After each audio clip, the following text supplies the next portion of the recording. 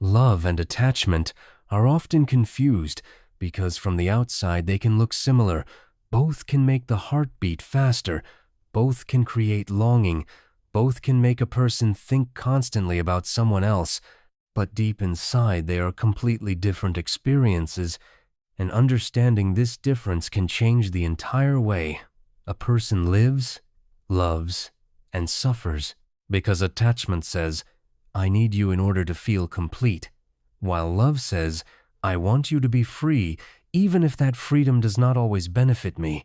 And most human relationships are built more on attachment than love, because attachment is born from fear, insecurity, loneliness, emptiness, emotional dependency, and the desperate desire to avoid being abandoned, while love is born from awareness, inner fullness, understanding, trust, and the ability to care for another person without trying to possess them.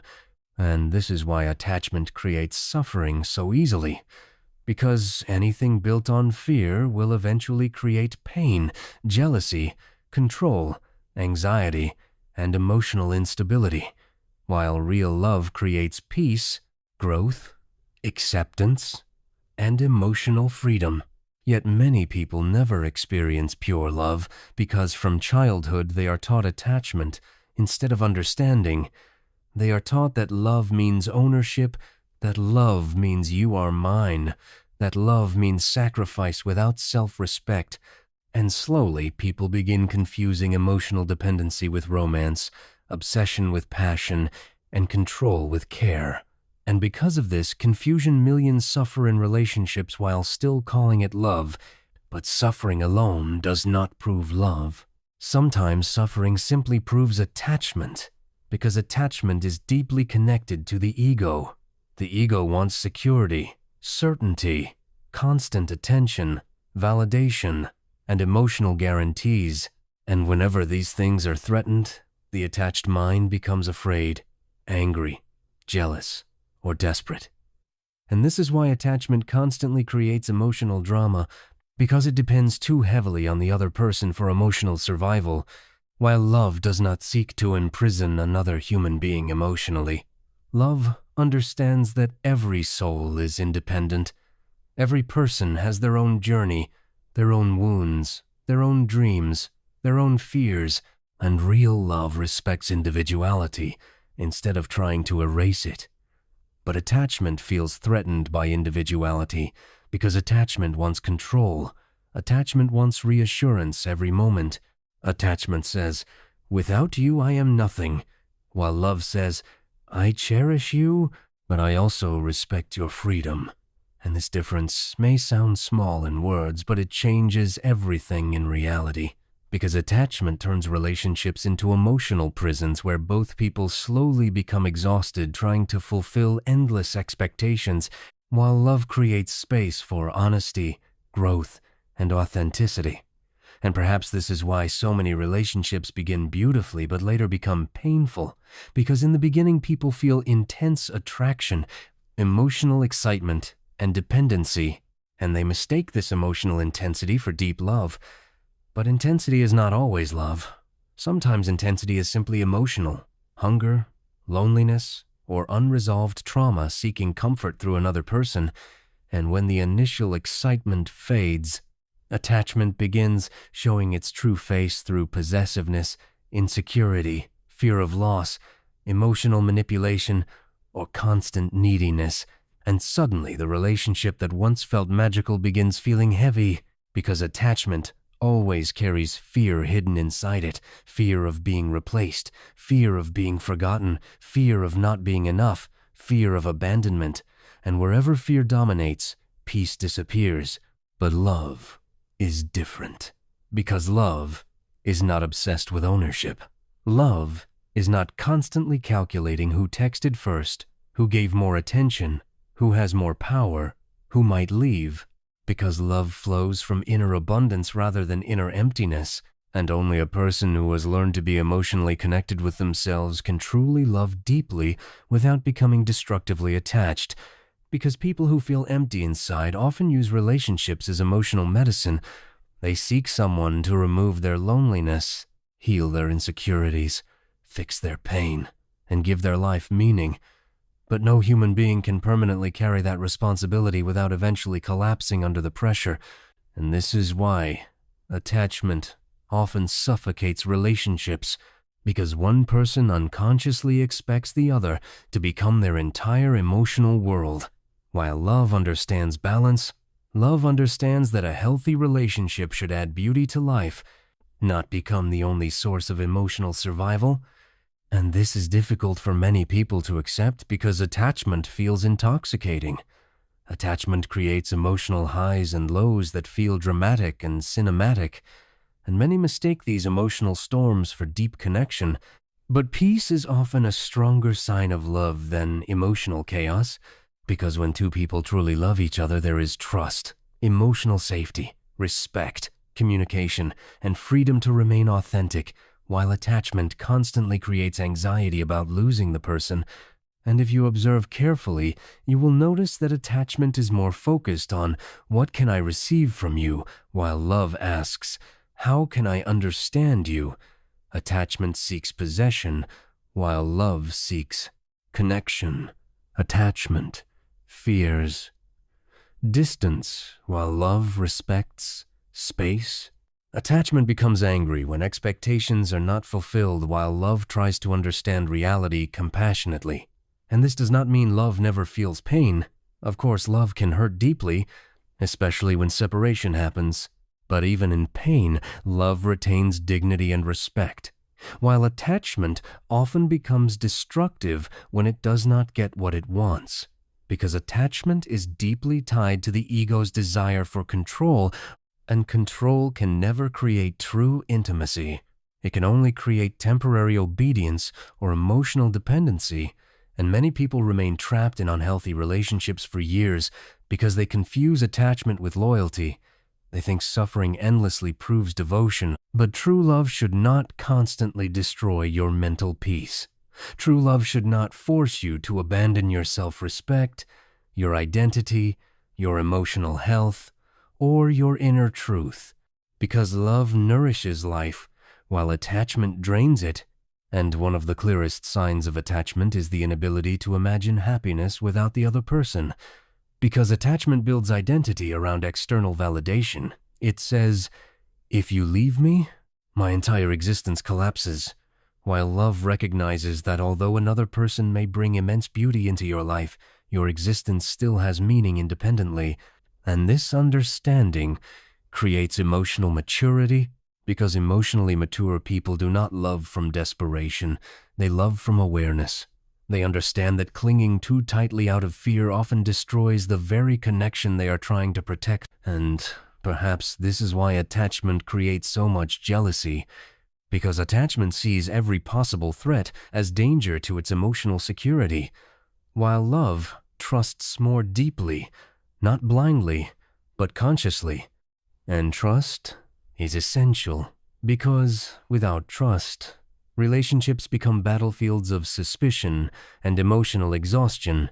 And another important difference is that attachment often idealizes the other person unrealistically. While love sees both strengths and flaws clearly, attachment creates fantasies, expectations, and emotional projections. It falls in love, not with reality, but with an image created by desire. And when reality eventually breaks that illusion, disappointment follows. While love accepts humanity honestly, it understands imperfection. It understands that no person can fulfill every emotional need perfectly. And because love accepts imperfection, it creates compassion instead of constant resentment. And this compassion becomes essential during difficult moments, because every relationship faces challenges, misunderstandings, emotional wounds, and personal struggles. But relationships built on love try to heal and grow together, while relationships built purely on attachment often collapse into blame, control, and emotional dependency. And perhaps the saddest part is that many people spend years believing they are loving deeply, when in reality, they are simply terrified of being alone. Because loneliness can make attachment feel like love. The fear of emptiness can make emotional dependency feel romantic, And society often encourages this confusion through movies, songs, and stories that glorify obsession, possessiveness, and emotional suffering as proof of passion. But suffering is not always sacred. Sometimes, suffering is simply a sign that attachment has replaced awareness, and awareness changes everything, because once a person becomes aware of their own inner emptiness, fears, insecurities, and emotional patterns, they stop expecting another human being to complete them completely. Instead, they begin healing themselves, understanding themselves, and developing emotional stability independently. And this inner stability allows love to become healthier, freer, and more genuine, because now the relationship is not built on emotional survival, but on conscious connection. And conscious connection feels very different from attachment. It feels lighter, calmer, more respectful, more honest. And strangely, many people are unfamiliar with such peace because they have become addicted to emotional intensity. But intensity is not always intimacy. Chaos is not always passion. And emotional pain is not always proof of love. Sometimes the deepest love arrives quietly, peacefully, gently, without constant drama, without emotional games, without manipulation, because real love does not need to constantly prove itself through suffering. And another important truth is that attachment often resists change while love supports growth, because attachment fears anything that might threaten stability.